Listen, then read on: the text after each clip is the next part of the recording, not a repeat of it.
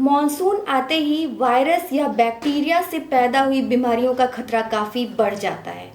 अभी corona virus का कहर अभी थमा नहीं है और जहां तीसरी लहर की भी बातें होने लग गई हैं, वहीं डेंगू जैसी खतरनाक बीमारी ने भी अपने पांव पसार लिए हैं। मॉनसून के टाइम या फिर मॉनसून के ख़त्म होते ही तमाम बीमारियां लोगों को होना शुरू हो जाती हैं और इसमें से एक सबसे बड़ा कारण है मच्छरों के काटने से बीमारियां।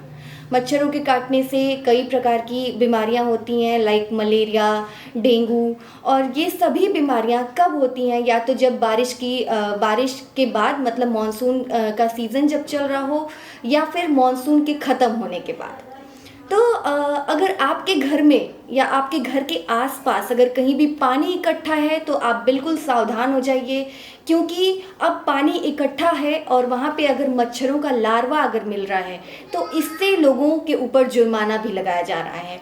और रिसेंट की खबर है कि कई लोगों के घरों में, उनके कूलर में और उनके आसपास जो पानी जो सड़ रहा है, यानी कि बारिश का पानी इकट्ठा है, सड़ रहा है, तो उसमें मच्छरों के लार्वा पाए जा रहे हैं।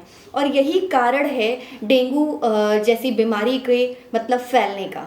इस समय तमाम लोग हॉस्पिटलाइज हो रहे हैं, मतलब आए दिन आप न्यूज़पेपर्स में पढ़ रहे हैं कि डेंगू के जो मरीज हैं हॉस्पिटल्स में बढ़ते जा रहे हैं। तो आज हम बात करेंगे डेंगू जैसी बीमारी के बारे में। डेंगू क्या है? डेंगू एक वायरल इन्फेक्शन है, आप कह सकते हैं, जो कि एडीज एजिप्टी नाम के एक मच्छर, फीमेल मच्छर के काटने से होता है। ये जो मच्छर है अगर किसी इन्फेक्टेड पर्सन को काटती है तो उसके बाद क्या होता है, वो वायरस जो है, डेंगू वायरस, वो उस मच्छर के अंदर चला जाता है और वही मच्छर अगर किसी दूसरे पर्सन को काटता है तो दूसरा पर्सन भी इस तरीके से इन्फेक्टेड हो जाता है। ये पर्सन टू पर्सन फैलने वाला नहीं है, जनरली मच्छर के थ्रू ही फैलता है। इसीलिए इस समय मच्छरों से बचने के लिए काफ़ी मतलब कहा जा रहा है और कई प्रकार की सावधानियां बरतने को बोला जा रहा है। अब ये है कि डेंगू मैंने बताया कि क्या होता है। जनरली कहा जाता है कि आपको मतलब ये दिन में ही मच्छर ये ज़्यादा अटैक करते हैं, रात में इनकी पॉसिबिलिटीज़ थोड़ी कम होती हैं, बट दिन में ये मच्छर ज़्यादा अटैक करते हैं, मतलब सनराइज़ के बाद ही आप कह सकते हैं। और ये जो इन्फेक्शन है, अगर इसके स्टार्टिंग फेज़ में अगर इसकी पहचान कर ली जाए कि हाँ, अगर आपको सिम्टम्स इसके अपीयर हो रहे हैं तो उस टाइम अगर इसकी पहचान कर ली जाए तो टाइमली इसका ट्रीटमेंट किया जा सकता है। बट अगर आपको लेट हुआ तो ये बीमारी बहुत ज़्यादा मतलब सीरियस भी हो सकती है। कई लोगों की डेथ भी हो जाती है इसकी वजह से, पेपर में आप लोगों ने देखा होगा, न्यूज़पेपर में, और आए दिन इसके पेशेंट्स बढ़ते ही जा रहे हैं। तो ये है। अब हम जानेंगे कि इसके सिम्टम्स क्या हैं, यानी कि अगर डेंगू किसी को सपोज हो गया तो उसके लक्षण क्या हैं। हम अपने तरीके से पूरी सावधानी बरतते हैं, बट अगर आपको सपोज किसी मच्छर ने काट ही लिया और अगर आपके अंदर डेंगू के वायरस आ ही चुके हैं तो हाउ विल यू आइडेंटिफाई, कैसे पता चलेगा कि आप डेंगू से इन्फेक्टेड हो चुके हैं? तो इसके सिम्टम्स हैं सडन हाई फीवर होना, मतलब अचानक से तेज बुखार आना। तो बुखार आना इसका एक मुख्य लक्षण है। दूसरा है कि हेडेक, सिरदर्द बहुत ज़्यादा होता है। मसल्स में पेन होना, जॉइंट्स में यानी कि संधियों में, जैसे आपके घुटनों में, आपके कोहनी में, इन सभी जगहों पे पेन होना।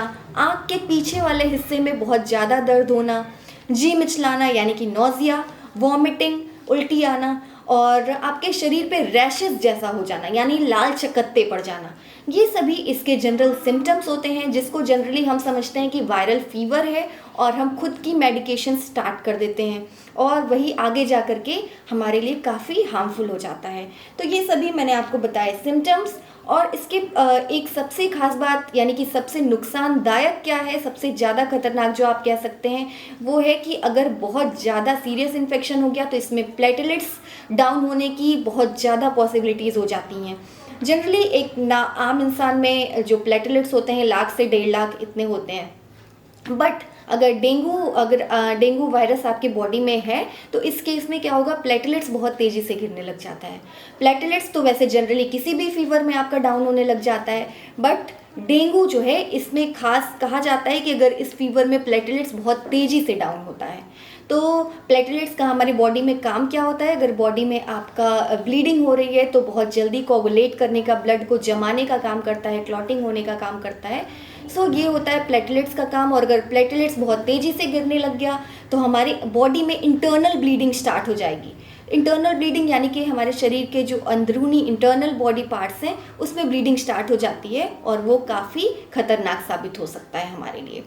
तो अगर इस चीज़ से अगर आपको ऐसे कोई भी सिम्टम्स आपकी बॉडी में आपको अपीयर हों तो आप क्विकली अपने डॉक्टर्स को ज़रूर कंसल्ट करें, इस बारे में बताएं और डॉक्टर्स आपको जो टेस्ट लिखेंगे उसमें इसका पता चल जाता है कि मतलब डेंगू है या वायरस है या टाइफाइड है।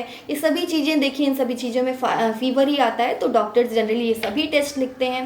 अब आती है बात प्रिवेंशन की, हम इससे बचाव कैसे कर सकते हैं। आप जानते हैं कि prevention is better than cure, ठीक है। तो बचाव सबसे ज़्यादा ज़रूरी होता है। इसमें बचाव ये है कि आप अपने घरों के आसपास पानी इकट्ठा न होने दें। सबसे चीज़ इस मौसम की आप ख़ास बात कहें या फिर इसका मतलब कह सकते हैं कि जब बारिश होती है उस समय तो मौसम ठंडा हो जाता है, बट कुछ देर बाद क्या होता है, बहुत ज़्यादा ह्यूमिडिटी की वजह से उमस भी होने लग जाती है, यानी कि बहुत ज़्यादा पसीना निकलता है। तो उस टाइम लोग घरों में एसी ऑन कर देते हैं, कूलर ऑन कर देते हैं और जल्दी कूलर का पानी बारिश के मौसम में ज़्यादा लोग पंप नहीं ऑन करते हैं तो क्या होता है, पानी इकट्ठा ही रह जाता है उसमें और वो बहुत जल्दी लोग उसको चेंज नहीं करते हैं। होता क्या है, ऐसे में पानी इकट्ठा है, ऐसे में जो डेंगू के मच्छर हैं यानी कि एडीज एजिप्टी मैंने बताया, वो अपने अंडे उसी पानी में, उसी जो गंदे पानी हो चुके हैं यानी कि जो सड़ रहा है पानी, उसी में अपने अंडे देंगे और उन अंडों से कुछ दिन बाद उसमें से लार्वा निकलेगा। लार्वा यानी कि अंडे से निकलता है तो तुरंत जो छोटी प्रजाति आप स्पीसीज कह सकते हैं मच्छर की, वो होती है। तो उसी लार्वा, वही लार्वा जो होता है धीरे धीरे बड़ा होकर के वो क्या करेगा, वो मच्छर बनेगा यानी कि एडल्ट स्टेज में आएगा और वही वायरस फैलाने का काम करेगा। तो कई जगह पकड़े भी गए हैं लोग, यानी कि एक बार अगर आपके घर के आसपास, आपके कूलर में या फिर घर के आसपास कहीं गड्ढों में पानी इकट्ठा है या फिर छत पे पानी इकट्ठा है, कहीं टंकी में पानी इकट्ठा है, तो इन सभी चीज़ों की जांच होगी और अगर आपके घर में लार्वा पाया गया उस पानी में तो आपको पहले तो एक वार्निंग दी जाएगी, फर्स्ट वार्निंग आप कह सकते हैं। अगर उस पर भी अगर कोई मतलब आपने कोई मतलब एक्शन नहीं लिया या फिर उसको पानी को साफ़ नहीं किया तो नेक्स्ट टाइम आपको उसके लिए जुर्माना भरना पड़ सकता है। तो कई लोगों के घर में पाया भी गया है, तो इट्स अ रिक्वेस्ट कि अगर आपके घर के आसपास ऐसा कुछ है तो साफ़ सफाई का बिल्कुल ध्यान दें।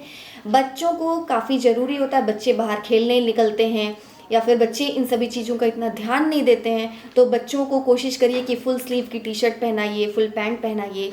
ये सभी चीज़ें हैं। घरों में अपने नेट यानी कि मच्छरदानी लगा के सोइए और कूलर वगैरह का ज़्यादा यूज़ नहीं करिए और अगर आप यूज़ करते हैं तो उसको डेली बेसिस पे उसके पानी को चेंज करिए। विंडो डोर इस समय में बंद रखिए क्योंकि यही समय होता है जिसमें तमाम बीमारियां फैलती हैं और जिसको हम इग्नोर कर जाते हैं वायरल फीवर का नाम दे करके। तो ये सभी चीज़ों से हमें बचने की ज़रूरत है। और अगर आपको हो गया सपोज डेंगू, तो उस समय में आपको क्या करना है, डॉक्टर्स आपको मेडिसिन प्रिस्क्राइब तो करेंगे ही, साथ में आपको अपनी बॉडी में पानी की कमी बिल्कुल नहीं होने देनी है। यानी कि इस टाइम में डिहाइड्रेशन बहुत ज़्यादा लोगों को हो जाता है, पानी की कमी। तो उस समय में आप फ्लूइड जितने भी तरल पदार्थ होते हैं उसका सेवन करिए, जैसे नारियल पानी है, नींबू पानी है और पपीते वगैरह का सेवन करिए। पपीते से और कीवी से प्लेटलेट्स बहुत तेज़ी से रिकवर करता है, तो इस सभी चीज़ों का आप सेवन करते रहिए। वैसे तो इसकी कोई बहुत पर्टिकुलर मेडिसिन नहीं होती है, बट ये सभी चीज़ें डॉक्टर्स प्रिस्क्राइब करते हैं। और आपको इस समय में सबसे ज़्यादा यही ध्यान देना है कि आप इसका बचाव करिए। बचाव करेंगे तभी इस बीमारी से बच पाएंगे। और इसमें मैंने बताया कि अपने खाने पीने का इस तरीके से आपको ध्यान रखना है। स्टार्टिंग में बहुत माइल्ड फीवर ही आता है, बट वो जो फीवर डेंगू का बहुत जो हाई फीवर जो आप कह सकते हैं, अचानक से जो फीवर होता है, वो 5 से 7 दिनों के बाद ही आता है। तो ये है, प्लेटलेट्स आपका इतनी जल्दी भी रिकवर नहीं करेगा, गिरता रहता है फिर बढ़ेगा, गिरता है फिर बढ़ेगा, बट इससे आपको बिल्कुल भी डिसअपॉइंट नहीं होने की ज़रूरत है। आप अच्छे से सेवन करते रहिए, खाने पीने का ध्यान दीजिए और अगर आपको कोई भी सिम्टम्स अपीयर हो तो डॉक्टर से कंसल्ट इस केस में आप ज़रूर करिए। तो ये सभी हैं इसके सिम्टम्स, मैंने प्रिवेंशन बताया। दवा के लिए अगर आपको बहुत ज़्यादा पेन होता है तो डॉक्टर्स आपको पैरासीटामोल या फिर क्रोसिन वगैरह देते हैं। ध्यान रखिए कि NSAID ड्रग आप उसमें कोई भी मत लीजिए, जैसे एस्पिरिन। एस्पिरिन नुकसानदायक साबित होता है तो डॉक्टर्स भी वो आपको नहीं देते हैं। तो ओवर द काउंटर ड्रग यानी कि खुद से मेडिसिन लेने की बिल्कुल कोशिश ना करिए। एक बार अपने डॉक्टर से कंसल्ट करिए, उससे पता चल जाएगा कि आपको कौन सी बीमारी है, उसके अकॉर्डिंग आप मेडिसिन लेंगे तो that will be more beneficial for you. और बचाव करिए इसका।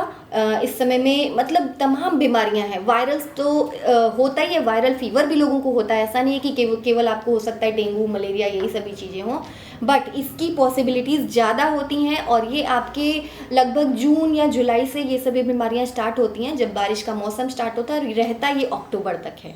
तो ये सभी चीज़ें हैं। आई होप आपको ये इन्फॉर्मेशंस अच्छी लगी होंगी। और ध्यान दीजिए घरों के आसपास या फिर साफ़ सफाई का, इन सभी चीज़ों का ध्यान दीजिए। जहाँ गंदगी रहेगी वहीं मच्छर पनपेंगे।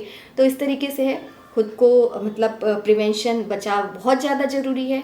तो ये था डेंगू के बारे में। आई होप आपको अच्छा लगा होगा। और मैं आपसे रिक्वेस्ट करूँगी कि इस वीडियो को अपने फ्रेंड्स तक, अपने फैमिली मेम्बर्स तक, या फिर जितना आप सर्कुलेट कर सकते हैं उसको करिए।